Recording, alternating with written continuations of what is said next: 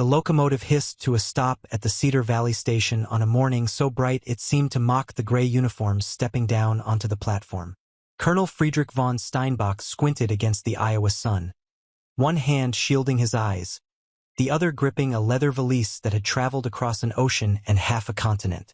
Behind him, 3 other officers emerged: Captain Ernst Müller, Lieutenant Hans Weber, and Major Klaus Reinhardt, each carrying the bearing of men who had commanded respect on different soil, in a different life.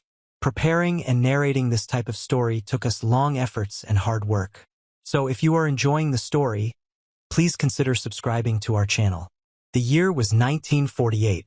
The war had ended 3 years prior, but its echoes still reverberated through every conversation, every glance exchanged between victor and vanquished. The German officers were not prisoners, not exactly.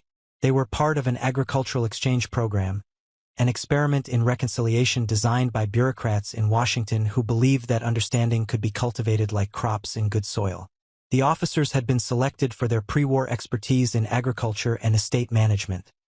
Men who had once overseen vast European holdings, now sent to learn from American methods.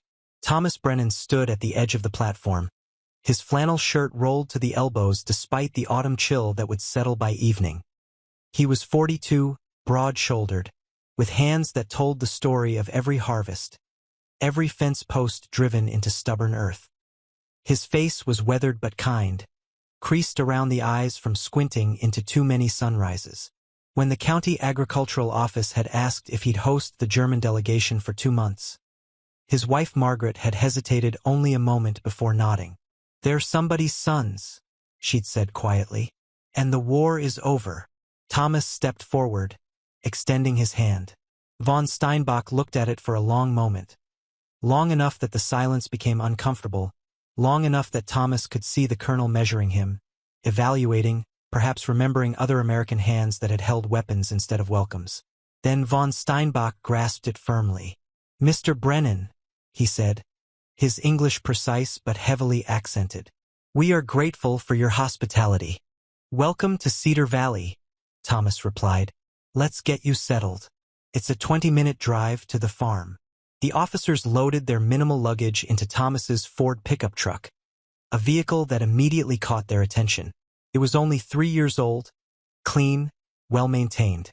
Müller ran his hand along the hood, exchanging a glance with Weber that Thomas pretended not to notice. In their world, in the Europe they'd left behind, a farmer driving a relatively new automobile was an anomaly worth noting. The road from town curved through landscape that seemed to stretch endlessly in every direction. Fields of harvested corn reduced to golden stubble, silos rising like sentinels, farmhouses set back from the road with long driveways lined by trees that blazed orange and crimson. Von Steinbach sat in the passenger seat, his gaze fixed on the passing scenery with an intensity that suggested he was cataloging every detail. "Your roads are very good," he observed. "Paved, even here in the countryside. County maintains them," Thomas said. "Farmers need to get their goods to market. Can't do that if you're stuck in mud half the year." In the truck bed, the other 3 officers sat on benches Thomas had installed, their uniforms, worn at American insistence to distinguish them from locals, drawing stares from passing vehicles. A woman in a Chevrolet slowed as she passed, her expression unreadable. A man in overalls raised 2 fingers from his steering wheel in the universal rural greeting, though his jaw was tight. The Brennan farm appeared as they crested a gentle hill, 320 acres of prime Iowa farmland, with a white 2-story house, a large red barn, 2 equipment sheds, a chicken coop, and a windmill that turned lazily in the breeze. Dairy cows grazed in a pasture to the east. A vegetable garden, now mostly harvested, stretched behind the house. A yellow school bus was just pulling away from the end of the driveway. Margaret Brennan stood on the porch, wiping her hands on her apron, her brown hair pulled back in a practical bun. Beside her were their 3 children: Robert, 15, tall and serious; Sarah, 12, curious-eyed; and little James, 8, who clutched his mother's skirt with one hand while peering at the strangers with undisguised fascination. As the officers climbed out of the truck, Margaret descended the porch steps.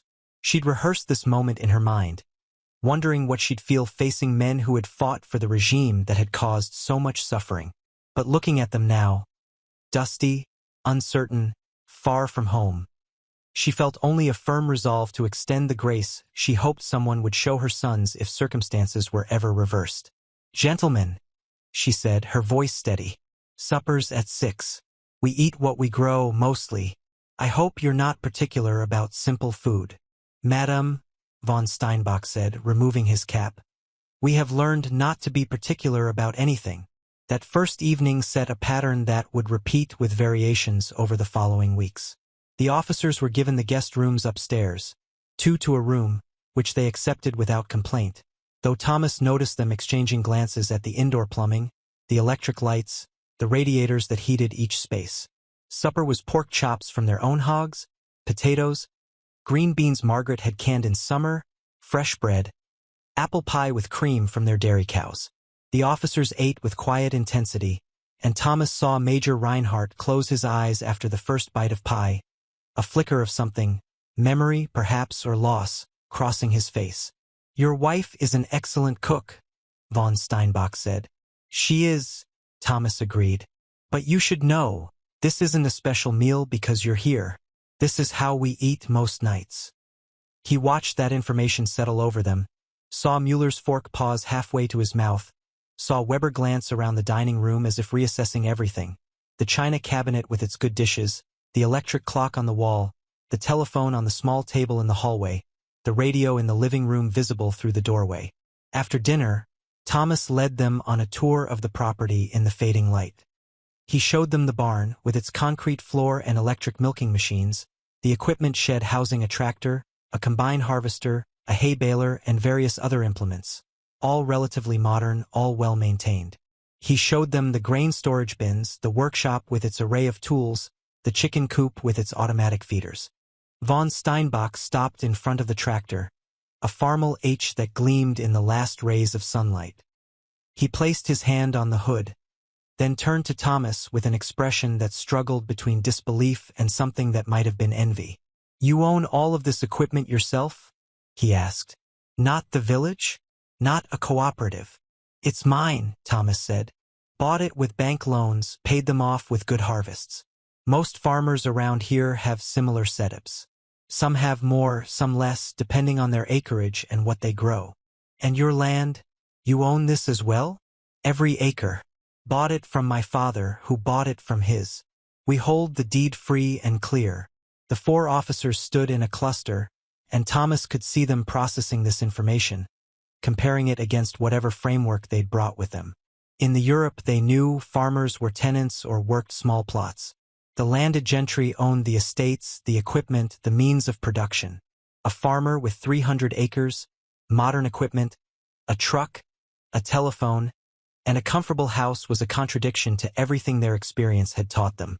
"I think," von Steinbach said slowly, "that we are beginning to understand why you won the war." The first week unfolded like a systematic dismantling of assumptions. Thomas worked them hard, not cruelly, but with the expectation that men who claimed agricultural expertise could handle farm labor. They rose at 5:30 to the sound of Margaret ringing the breakfast bell, a tradition that had called Brennan men to morning meals for 3 generations. The officers appeared promptly, and Thomas noted with approval that they'd brought work clothes, rough pants, simpler shirts, though they still wore their military boots. Breakfast was hearty. Eggs from their chickens, bacon, pancakes, coffee, orange juice. James chattered about his upcoming school play while Sarah read from her library book between bites, and Robert mostly kept silent, watching the Germans with an adolescent's suspicious intensity. His uncle had died at Normandy, and though Robert had been too young to fully understand the war when it happened, he understood loss. Captain Mueller noticed the boy's stare and met it levelly. Not hostile, but not apologizing either. Something passed between them, an acknowledgement, perhaps, that they were both carrying things they hadn't chosen to carry. The morning's work involved harvesting the last of the corn crop. Thomas drove the combine while the officers followed with the truck, learning to shovel the golden grain as it poured from the machine's hopper. It was hard, dusty work, and within an hour, their shirts were soaked with sweat despite the cool air. But they didn't complain. Thomas suspected they were proud men trying not to show weakness, and he respected them for it. During a water break, Lieutenant Weber asked about crop rotation, and Thomas explained the pattern he followed: corn, soybeans, oats, then hay, rotating through his fields on a 4-year cycle to maintain soil health. Weber nodded thoughtfully, and Thomas realized the man wasn't just making conversation. He was genuinely interested, filing away information.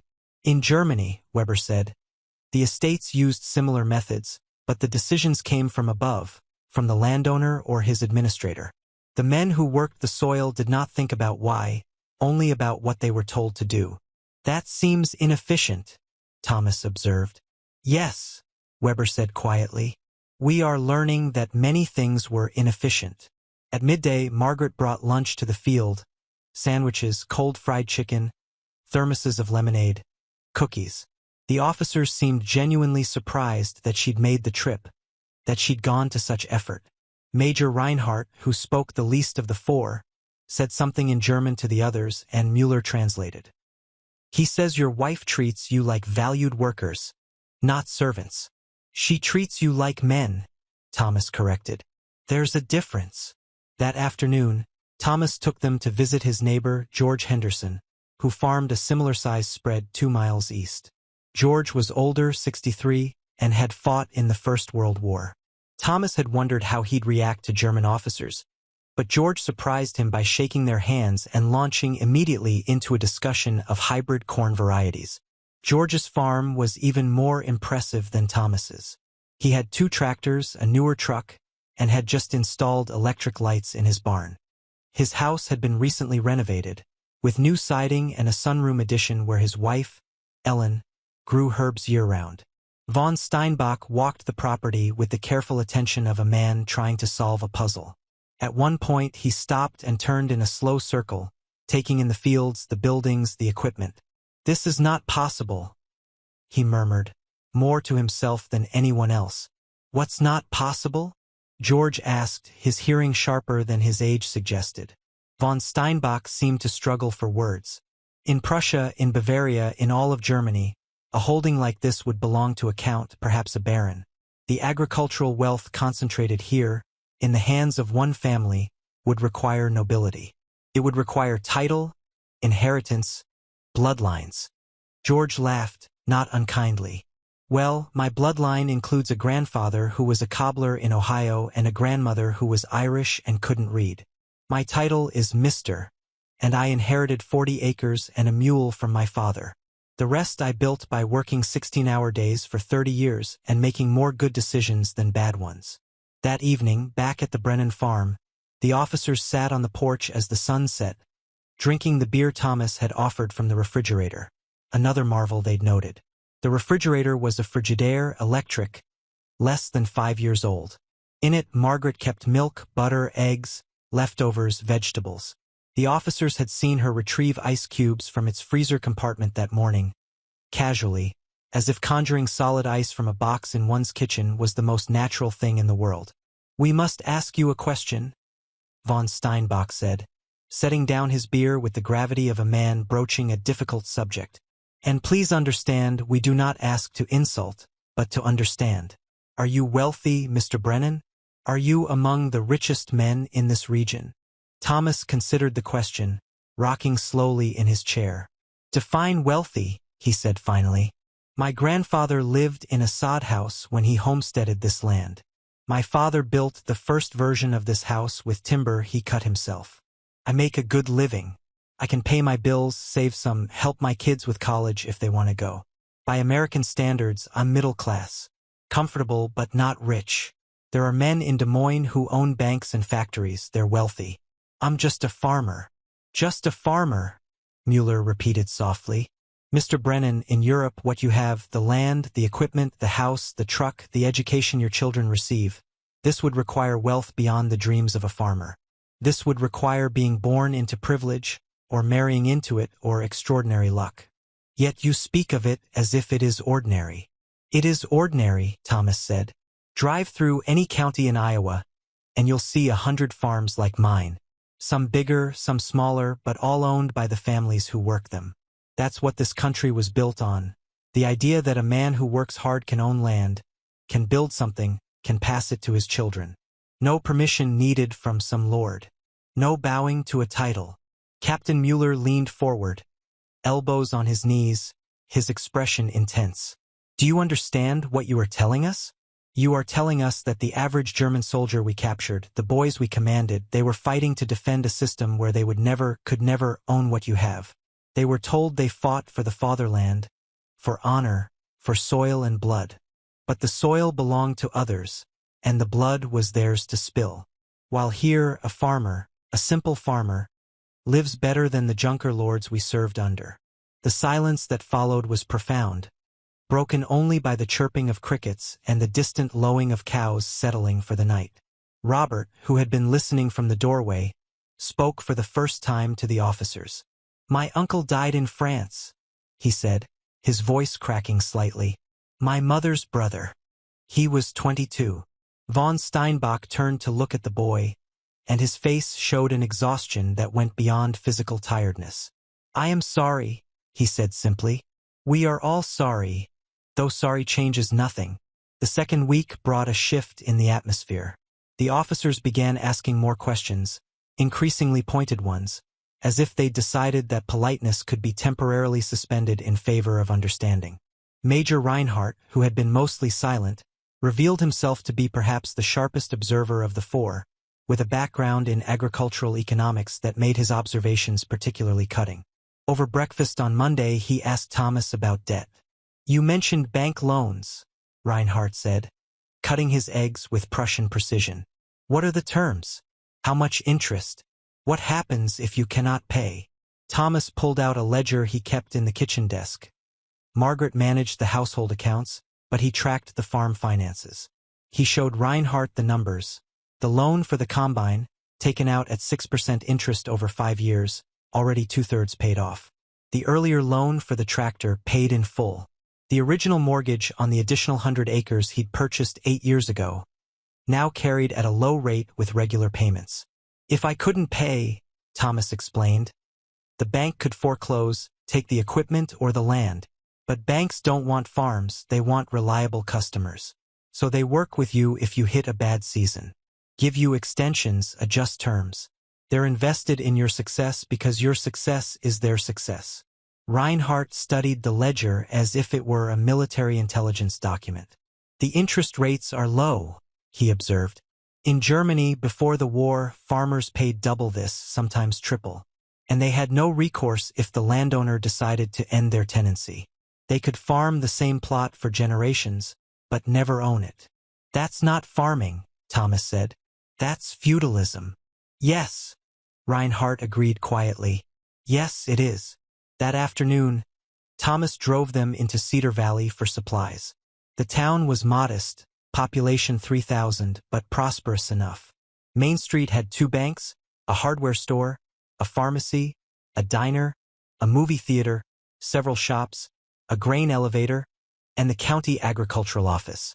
Cars and trucks lined the streets. People greeted each other by name. At the hardware store, Thomas introduced the officers to Frank Morrison, the owner, who'd served in the Pacific Theater. Frank's initial coldness thawed when von Steinbach asked intelligent questions about a new type of fence post, and soon they were deep in discussion about material durability and soil conditions.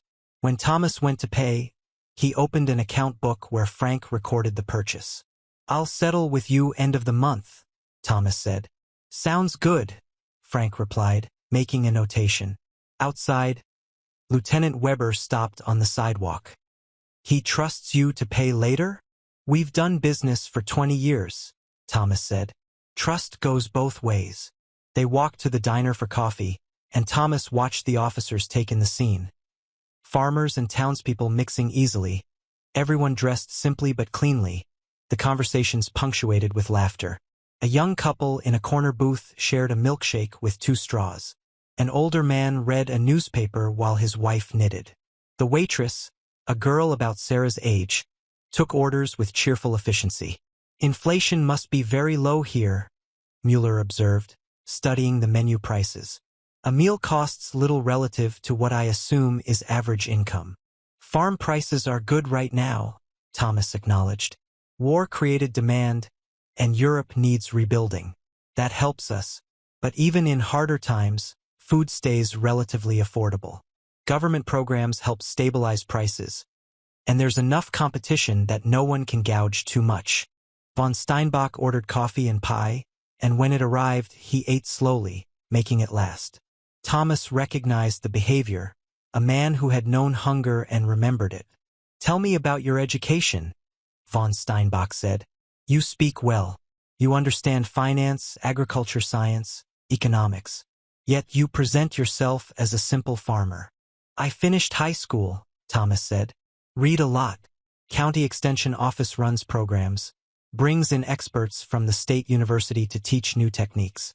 And I went to farmer conferences, learned from neighbors, tried things, failed at some, succeeded at others. That's how it works." "Your children," Reinhardt interjected. "They attend school in town?" "Every day. Public school, free through 12th grade. Robert wants to study engineering at Iowa State. Sarah's talking about becoming a teacher. James.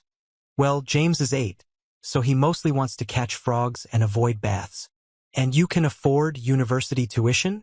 Preparing and narrating this type of story took us long efforts and hard work. So if you are enjoying the story, please consider subscribing to our channel. We've been saving. There are scholarships available too, for good students. The GI Bill helps veterans, and there are state programs. It's not easy, but it's possible. In this country, education is seen as investment, not privilege. The conversation continued as they drove back, ranging across topics: healthcare, expensive but available, with charity hospitals for those who couldn't pay; electricity, the Rural Electrification Administration had brought power to most farms in the 30s; roads, maintained through fuel taxes and local bonds; social mobility, real, but not automatic; effort mattered, luck helped; discrimination existed, but was slowly being challenged. That evening, Margaret invited the officers to help with supper preparation. Not as servants, but as participants. She taught Mueller how to make proper biscuits, showed Weber her technique for canning, let Reinhardt help James gather eggs while explaining how she managed the chicken coop for year-round production. Von Steinbach she set to snapping green beans while she rolled pie dough. "In my family," he told her, working with the beans, "cooking was servant work. Proper people did not enter kitchens." "Proper people eat," Margaret replied, crimping the pie crust with practiced fingers. "Seems logical they should know how food happens. Besides, everyone in this house works. Children do chores because work teaches responsibility. Thomas and I share duties because marriage is partnership. And guests pitch in because that's what neighbors do." "You see us as neighbors?" Margaret paused, considering her words carefully. "I see you as men far from home, learning hard truths about the world they fought for. I see you as fathers and sons and brothers to people I'll never meet but who probably love you despite everything. That's neighbor enough for me." Von Steinbach's hands stilled on the beans. When he spoke again, his voice was rough. "My wife and daughter were in Berlin when the Russians came. I have not heard from them since. I do not know if they live." Margaret set down her rolling pin and placed a flour-dusted hand on his shoulder. "Then we'll hope," she said simply. "Until you know different, we'll hope." The third week brought harvest's end and the beginning of preparations for winter. Thomas taught them about soil management, crop rotation planning, equipment maintenance. They cleaned and repaired tools, reinforced fence lines, checked drainage ditches. Robert worked alongside them now, his initial hostility eroded by proximity and shared labor. He taught Weber how to repair a carburetor, showed Mueller where the best fishing spot was on the creek that bordered the property. One afternoon, Sarah came home from school excited about a project, studying different countries. She'd been assigned Germany, and hesitantly asked the officers if they'd help. They spent 2 hours at the kitchen table, drawing maps, explaining geography, teaching her basic German phrases. Von Steinbach found a photo in his wallet, a small, creased image of a half-timbered house in Bavaria. "This is where I grew up," he said. "My father was estate manager for a count. We lived in this house because of his position. When he died, we had to leave. I joined the army because it provided security, a future. This is what I thought I was fighting to preserve. Sarah studied the photo with a child's unfiltered curiosity. It's pretty, she said, but our house is nicer. We have indoor bathrooms and heat in every room. Yes, von Steinbach said softly. Yes, you do. The turning point came during the 4th week, on an evening when Thomas built a fire in the hearth and brought out a bottle of whiskey he'd been saving. The work was caught up, the weather had turned properly cold, and there was a sense that time was running short. The officers would leave in 10 days. They sat in the living room, the fire crackling, the radio playing soft music, Margaret mending socks in her chair, while the children did homework at the dining table. It felt domestic, comfortable, and perhaps that comfort loosened tongues that military discipline and national pride had kept guarded. We must tell you something, von Steinbach began, setting down his glass with the air of a man approaching a confession. When we arrived here, we believed we were coming to a primitive place. We had heard of American industrial might, we experienced it on the battlefield, in the skies, on the seas. But we assumed this power came from factories in cities, from wealthy industrialists, from concentrated urban centers. We assumed the countryside would be backward, the farmers poor and ignorant. We assumed this because this is what we knew, what our world taught us to expect. Mueller picked up the thread.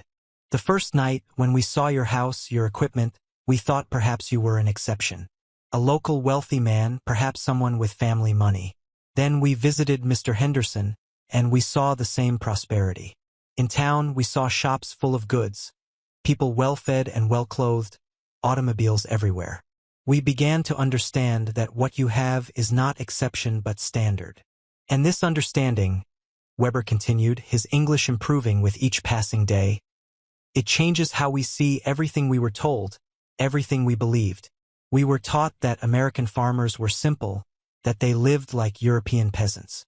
We were taught that only the socialist collective or the aristocratic estate could produce agricultural abundance.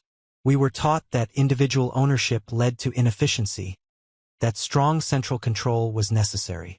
Yet here, Reinhardt finished, we find the opposite. Individual farmers owning their land, making their own decisions, using modern equipment they themselves purchase, and they produce more, live better, and create wealth that spreads through the community. The system we believed in, fought for, defended, it was built on lies we did not recognize as lies because we had nothing to compare them to. The room was quiet except for the fire and the ticking of the clock. Margaret had stopped mending, her hands still in her lap. The children had abandoned their homework pretense and were listening openly now. Thomas took a slow sip of whiskey, considering his response. That must be a hard thing to learn, he said finally. That what you risked your lives for was built on false promises. It is worse than hard, von Steinbach said. It is devastating, because we did not just risk our own lives, we took the lives of others. We followed orders that destroyed cities, killed civilians, enabled atrocities. At the time, we told ourselves it was duty, honor, necessity. We believed in the cause, or at least in the obligation to serve our country. But if the cause was built on lies, if the system we defended was fundamentally unjust, what does that make us? Human, Margaret said quietly, looking up from her lap. It makes you human. People believe what they're taught, especially when questioning brings punishment. You didn't have a democracy where debate is allowed, where people can criticize their government without disappearing in the night.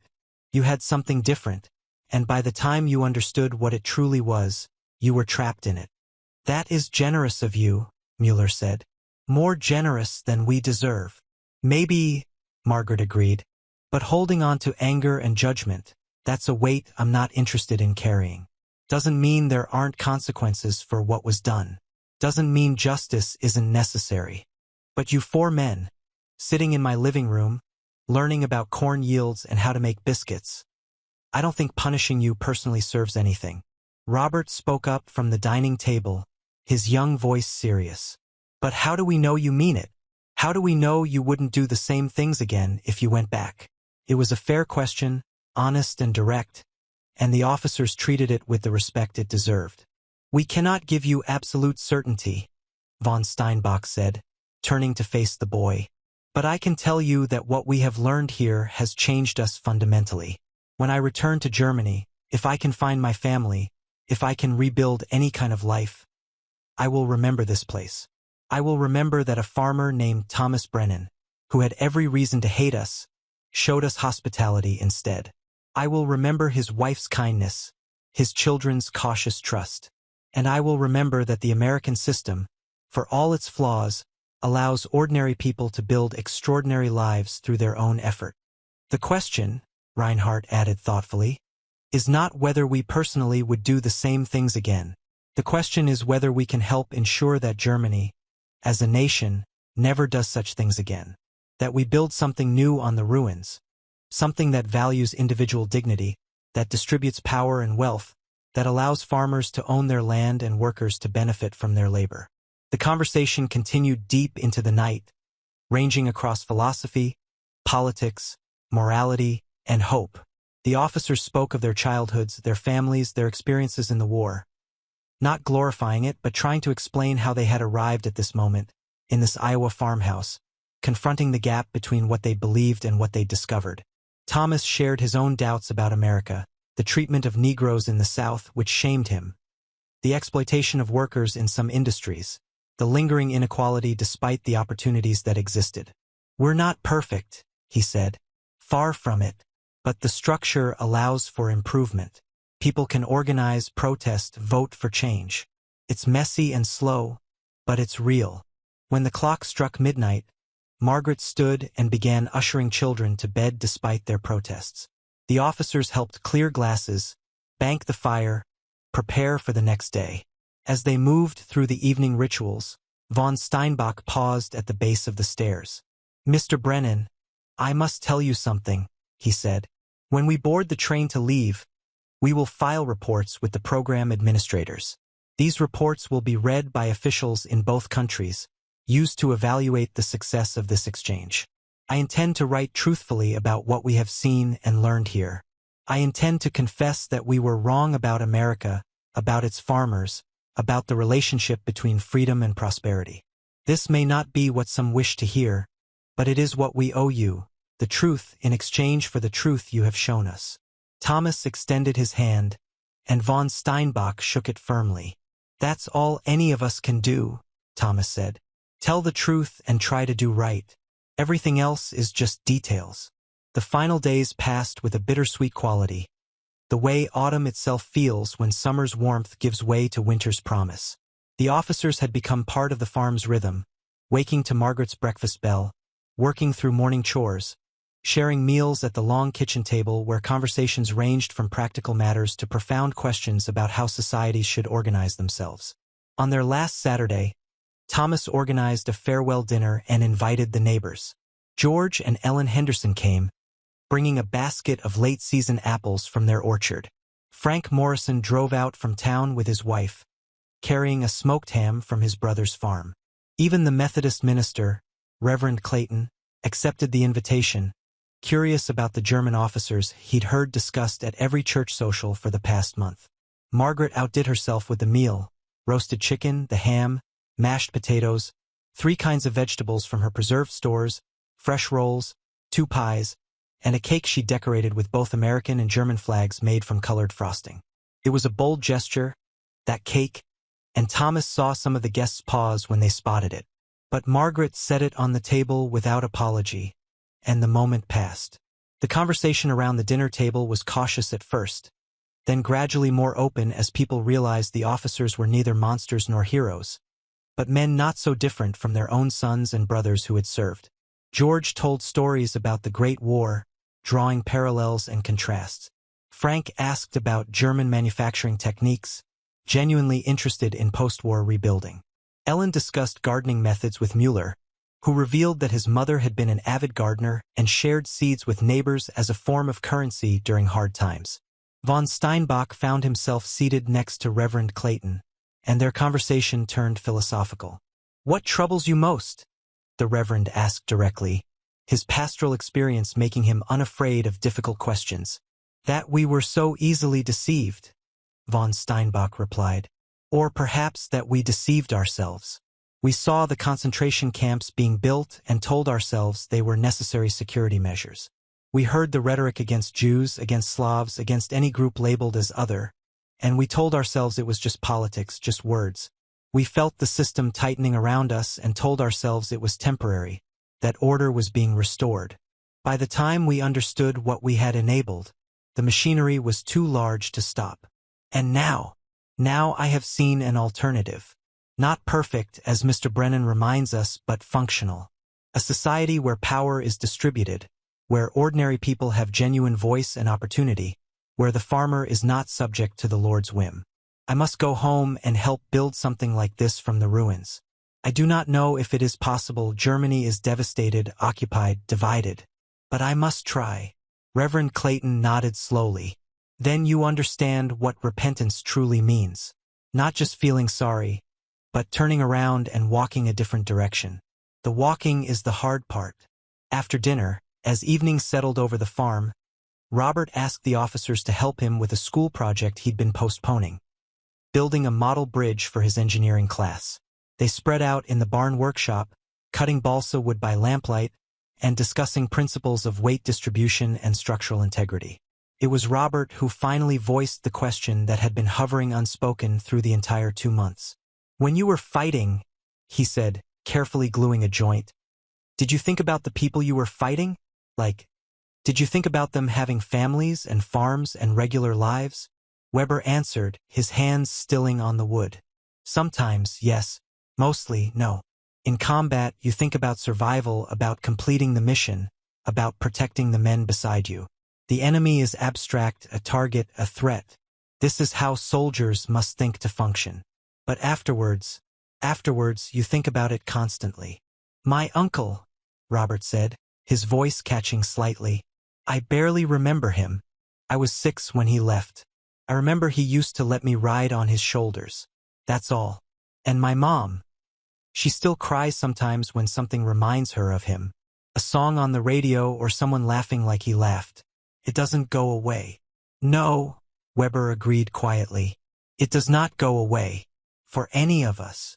They worked in silence for a while, the sounds of the barn, the cattle settling, the mice rustling in the hay, the wind against the walls, providing a backdrop to their shared understanding that some wounds remain, that acknowledgement is not the same as healing, but perhaps acknowledgement is where healing must begin.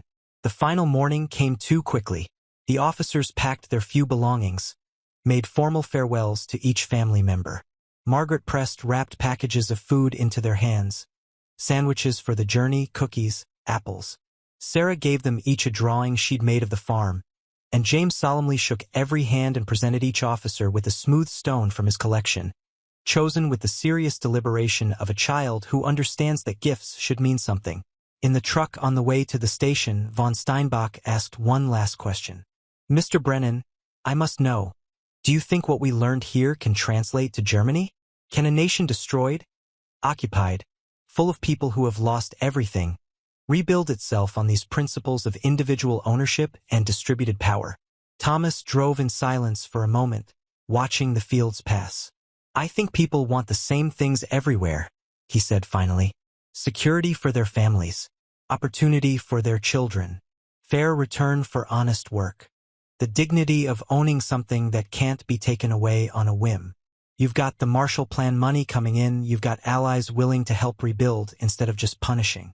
And you've got men like you who've seen both systems and know which one serves people better. That's a start. But will it be enough? That depends on what you do with what you've learned.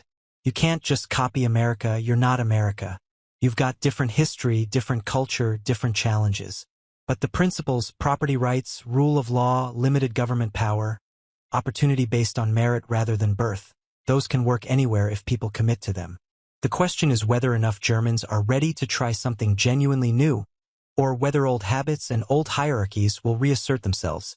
At the station, a small crowd had gathered. Word had spread that the German officers were leaving, and curiosity had drawn people. Some faces were friendly, others merely watchful. A few older women stood apart, their expressions hard. Thomas understood. They likely had sons or husbands who hadn't come home. As the officers stood on the platform waiting for the train, Captain Mueller pulled out a small notebook and approached Thomas. I kept notes, he explained, about everything we saw, everything we learned. Crop yields per acre, equipment costs and efficiency, land ownership patterns, educational access, infrastructure investment.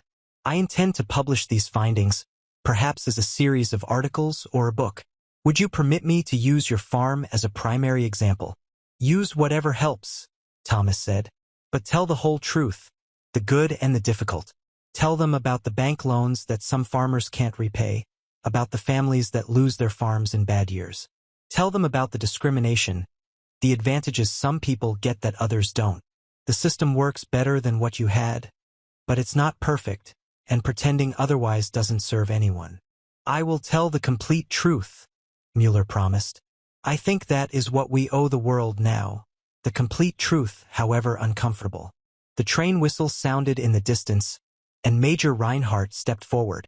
He had spoken the least during the entire stay, but now he seemed compelled to say something before departure. I was a professor before the war, he said. Agricultural economics at the University of Heidelberg. I taught that centralized planning was necessary for efficiency, that individual farmers were too ignorant to make optimal decisions, that the aristocratic estate system represented rational resource allocation. I built my career on these theories. Then I went to war, saw my country destroyed, and came here to find my life's work was fundamentally wrong. A farmer in Iowa understands soil chemistry better than I taught it. You make economic decisions with more sophistication than I credited. You have created a system that produces more, distributes wealth more fairly, and respects human dignity more genuinely than anything I advocated for. He paused, and Thomas could see him struggling with emotion. If I survive to teach again, I will spend the rest of my career trying to undo the damage my earlier teachings may have caused. This is my confession and my commitment. The train rounded the bend, its steel wheels screeching against the rails as it began to slow. Von Steinbach stood at attention and offered Thomas a formal salute. Not the Nazi salute that had been banned, but a simple military gesture of respect. Colonel, Thomas said, returning the gesture with a nod. I hope you find your family safe. I hope you find a Germany ready to rebuild on better foundations. And I hope you remember that forgiveness is possible, even when it seems impossible. Americans are practical people. We'd rather have a prosperous, democratic Germany as a partner than carry the burden of permanent enemies. We will remember, von Steinbach said. We will remember Cedar Valley, the Brennan Farm, and the lesson that freedom and prosperity are not opposing forces but complementary ones. We will remember that the richest men we met in America were those who would have been peasants in Europe, and that this was no accident but the result of deliberate choices about how to organize society. The train hissed to a stop, and the officers climbed aboard. Through the window, Thomas saw them take their seats, saw them look out at the small Iowa town one last time. As the train began to move, Weber raised his hand in farewell, and Thomas raised his in return. Margaret, who had driven separately with the children, stood beside him now. She slipped her hand into his, and they watched the train disappear into the distance, carrying 4 men back toward an uncertain future in a devastated homeland. Do you think it mattered? She asked quietly. 2 months with 4 men. Will it change anything? I don't know, Thomas admitted, but they'll go back and tell others what they saw. Some will listen, some won't. Maybe one of them writes that book Mueller mentioned, and it influences policy. Maybe Reinhardt teaches a new generation of economists different principles. Maybe von Steinbach finds his family and raises his daughter to understand that societies should serve people, not the other way around. Small things that compound over time, that's how real change happens. They drove home through the autumn landscape, past farms that looked unremarkable because their prosperity had become ordinary, past towns whose modest commercial activity represented a distribution of wealth unimaginable in feudal systems, past schools and churches and libraries that existed because communities had chosen to invest in shared goods rather than hoarding resources for the privileged few. 3 months after the officers departed, a letter arrived at the Brennan farm, forwarded through the Agricultural Exchange Program. It was from von Steinbach, written in precise English on thin paper that spoke of ongoing shortages in post-war Germany. Dear Mr. and Mrs. Brennan and family, I write to you from Frankfurt, where I have been reunited with my wife and daughter. They survived the war, though the story of their survival is one I cannot yet fully speak about. My daughter is 16 now, thin but recovering, and when I told her about Iowa, about your farm, about the life you live, she wept. Not from sadness, but from hope, the hope that such places exist, that such lives are possible. I have begun speaking to groups here about what we witnessed in America. At first, people did not believe me. They thought I was exaggerating, or that I had been shown propaganda, carefully staged scenes designed to impress. But Captain Mueller has published his first article with the detailed data, and Major Reinhardt has joined the advisory board helping to restructure agricultural policy in the American zone. The evidence accumulates. You should know that your country's Marshall Plan is offering loans and grants to help us rebuild. But more importantly, the American administrators are insisting on certain reforms as conditions for aid, land redistribution, breaking up the old estates, creating opportunities for ordinary farmers to own their land. It is radical change, opposed by those who benefited from the old system, but supported by those who have seen the alternative. Your farm, Mr. Brennan, has become something of a legend in certain circles here. The Iowa farmer who lived better than a baron. This is how you are described. Some resent this, feeling it diminishes German pride. But others, especially young people who want to build something new from the ruins, speak of you and others like you as proof that different choices lead to different outcomes. Please give my regards to Robert, Sarah, and James. Tell them that their small kindnesses, the drawings, the stones, the shared homework, mattered more than they can know. In a world that had shown us mostly cruelty, their simple human decency reminded us that another way of living was possible. With deepest gratitude, Friedrich von Steinbach. Margaret read the letter aloud at dinner, and when she finished, the family sat in silence for a moment. Then James, now 9 and less prone to childhood shyness, asked, "Are we going to write back?" James asked. Thomas looked at his youngest son, then at Margaret, then at the letter still trembling slightly in her hands. "Yes," he said, "we're going to write back." And they did. Not just once, but for years. The correspondence became a bridge spanning an ocean and two very different worlds struggling to understand each other. Von Steinbach wrote about the slow, painful reconstruction of Germany, the debates over land reform, the resistance from old guard aristocrats who saw their privileges disappearing, the young people who embraced democratic principles with the fervor of converts. He wrote about his daughter Anna attending university, studying political science, determined to help build a government that could never again concentrate power so dangerously. Mueller's articles evolved into a book, published in 1952, titled The Democratic Farm: What Germany Can Learn from American Agriculture. It became required reading in the new agricultural colleges being established across West Germany. Reinhardt, true to his word, spent the rest of his career teaching a revised economic theory that emphasized distributed ownership and individual initiative. Weber returned to his family's region and became an advocate for the small farmers receiving land under the reform programs. But perhaps the most profound impact was one that couldn't be measured in policy changes or academic papers. It was in the thousands of small conversations these four men had over the years, in beer halls and classrooms, at family dinners and political meetings, where they told the story of an Iowa farm where an ordinary man lived an extraordinary life simply because his society had been structured to allow it. "We thought we were fighting for homeland and honor," von Steinbach wrote in one letter, dated 1955.